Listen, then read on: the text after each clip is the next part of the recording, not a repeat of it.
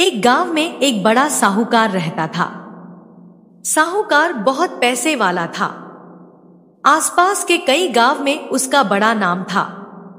लेकिन इस साहूकार को अपने पैसों का, अपने रुतबे का और अपने नाम का बड़ा ही घमंड था। वह अपने नाम को बनाए रखने के लिए बहुत ज्यादा सोचता था और बिना किसी के भावनाओं की कद्र किए वो सब करता था जो उसे लगता था कि करना चाहिए। साहूकार को कई सालों बाद एक संतान प्राप्ति हुई थी। साहूकार ने अपने इस खुशी को मनाने के लिए अपने घर पर एक बहुत बड़ा कार्यक्रम रखा, जिसमें उसने आसपास के गांव के सभी श्रीमंत लोगों को और सिर्फ ऐसे रिश्तेदारों को जो पैसे वाले थे बुलाया था। पास के ही गांव में साहूकार की खुद की सगी बहन भी रहती थी, क्योंकि इन दिनों उसकी आर्थिक परिस्थिति कुछ अच्छी नहीं थी, इसलिए उसने अपनी बहन को तक इस कार्यक्रम के लिए नहीं बुलाया। साहूकार ने जिस कार्यक्रम का आयोजन किया था वह इतना भव्य था और इसके अलावा उसमें इतने प्रसिद्ध और श्रीमंत लोग आने वाले थे कि इस कार्यक्रम की चर्चाएं हर गांव में होने लगी। यह खबर उस साहूकार की बहन तक भी पहुंच गई। बहन को यह जानकर बहुत ज्यादा खुशी हुई कि इतने सालों बाद उसके भाई को आखिरकार संतान सुख प्राप्त हो ही गया। बहन ने सोचा कि भाई गलती से उसे इस बारे में बताना भूल गया होगा और अपनों को भला कोई न्योता देता है। भोली बहन ने अपने भाई के यहाँ उस कार्यक्रम में जाने की तैयारियां शुरू कर दी। जिस दिन वह कार्यक्रम था उस दिन बहन सुबह सुबह ही अपने भाई के घर जाने के लिए निकल पड़ी। रास्ते में अपने पुराने मैले कपड़े देख उसे ख्याल आया कि अगर किसी और के घर जाना होता तो मैं ऐसे कपड़ों में जाने की सोचती भी नहीं, लेकिन मैं तो मेरे अपने घर, मेरे मायके जा रही हूँ, वहाँ मुझे ये सब सोचने की कोई जरूरत नहीं है। जैसे ही वह अपने मायके पहुंची, वहाँ का भव्य आयोजन देखकर वह बहुत खुश हो गई और उसे अपने भाई पर बहुत गर्व हुआ।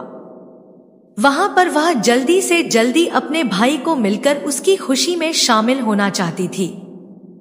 वह तुरंत सीढ़ियां चढ़कर घर के अंदर प्रवेश कर गई।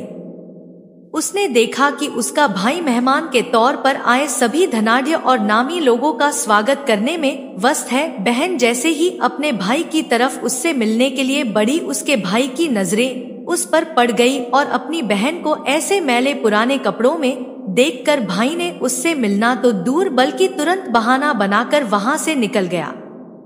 बहन ने सोचा इतने लोगों में बेचारा अकेला भाई क्या क्या करे, जरूर उसे कुछ काम याद आया होगा, इसलिए वहां से चला गया होगा। बहन बाद में अपनी भाभी से मिलने गई। भाभी ने उसका स्वागत किया और उसे खाना खाने के लिए आग्रह किया। बहन ने सोचा ठीक है, पहले खाना खा लेती हूँ, फिर बाद में आराम से भाई से मिल लूंगी। बहन खाना खाने के लिए पंगत में बैठी। साहूकार भाई ने देखा कि अपने सभी धनवान मेहमानों के बीच उसकी गरीब बहन बैठी हुई। सभी कीमती पोशाक पहने लोगों के बीच उसकी बहन जो पुराने मेले कपड़े पहनकर बैठी थी, यह साहूकार से देखा नहीं गया। उसने अपनी बहन को अपने पास बुलवाया, भला बुरा सुनाया और वहां से जाने के लिए बोला। बहन ने अपने सपने में भी नहीं सोचा था कि उसके साथ कभी ऐसा व्यवहार भी हो सकता है, और वह भी उसके खुद के मायके में। अपना अपमान होने के बाद बहन तुरंत अपने घर ससुराल जाने के लिए चल पड़ी। बहन इस बात को पचा ही नहीं पा रही थी कि उसके अपने भाई ने उसके साथ इतना बुरा व्यवहार किया। उसकी आंखों से आंसू नहीं थम रहे थे। रास्ते में उसे अपनी पुरानी दोस्त मिली। उस दोस्त ने उसे रोने का कारण पूछा। हालांकि बहन उसे कुछ भी नहीं बताना चाहती थी, लेकिन दोस्त के बार बार पूछने पर उसने उसके साथ हुई सारी घटना उसे बता दी। उसकी दोस्त एक समझदार महिला थी और काफी प्रैक्टिकल सोचने वाली थी। उसने कहा, अगर तुम मेरी बात मानो तो एक दिन तुम्हारा भाई खुद तुम्हें अपने यहाँ बुलाएगा और तुमसे माफी मांगेगा। बहन ने उसे कहा कि मैं तुम्हारी हर बात मानूंगी, बताओ मुझे क्या करना होगा।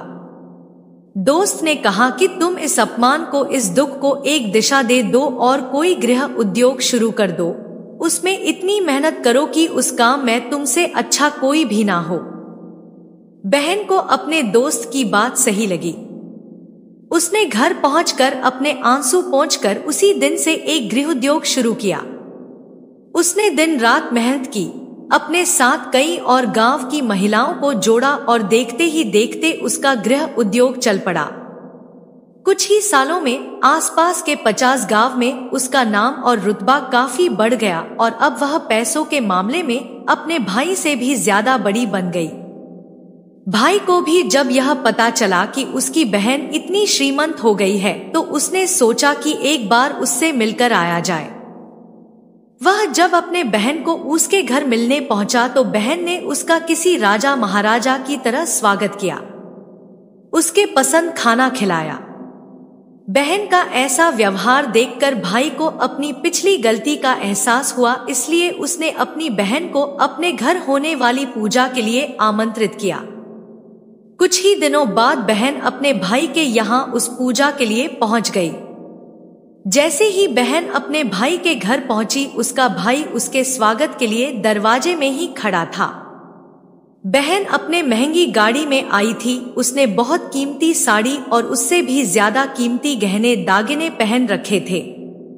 बहन का ऐसा ठाट बाट देखकर सिर्फ भाई नहीं बल्कि उसका पूरा गांव दंग रह गया। भाई दौड़ कर आया और बहन की गाड़ी का दरवाजा खोलकर उसे बाहर आने के लिए कहा और बड़े प्यार से उसे पूजा का प्रसाद ग्रहण करने के लिए बुलाया। बहन को इस बार 12 पकवान परोसे गए थे। चांदी की थाली में उसे खाना दिया गया था। वह साथ में एक सोने की चम्मच भी रखी गई थी। उसके बैठने के लिए बेशकीमती पाट रखा गया था। बहन को यह सब देखकर उसके वह पुराने दिन याद आ गए जब भाई ने उसे बिना खाना खिलाए ही भला बुरा कहकर वापस लौटा दिया था। बहन खाना खाने के लिए तो नहीं बैठी, लेकिन उसने अपने सारे कीमती दाग दागिने और जेवर उतारकर उस थाली के सामने रख दिए और खाने में से कुछ निवाले उन दाग दागिना पर रख दिए।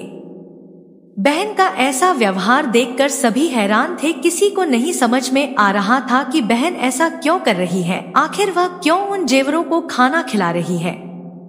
जब सभी ने उससे पूछा कि वह क्यों ऐसा कर रही है, तब बहन ने सबके सामने बताया कि आज जो उसका इतना मान सम्मान हो रहा है वह दरअसल उसका नहीं, उसके इन्हीं कीमती दाग दागिनों और कपड़ों का हो रहा है। क्योंकि मैं तो अभी भी वही पुरानी साहूकार की बहन ही हूँ। अगर कुछ बदला है तो वह मेरी परिस्थिति है, मेरे कपड़े और गहने हैं।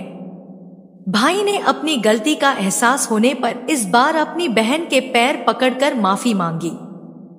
बहन जो पहले भी अपने भाई से निस्वार्थ प्रेम करती थी, उसने अपने भाई को माफ कर दिया और उसे गले से लगा लिया। दोस्तों, पैसे सिर्फ हमारे जीवन को सरल बनाने के लिए है, जबकि रिश्ते जीवन में मिले किसी वरदान की तरह है अगर उन्हें सच्चे मन से और निस्वार्थ भाव से निभाए जाए। पैसे खर्च हो जाए तो आप बाद में भी कमा सकते हैं, मगर रिश्ते खर्च हो जाए, टूट जाए तो दुनिया का सारा धन भी आपको उन्हें वापस नहीं दिला सकता।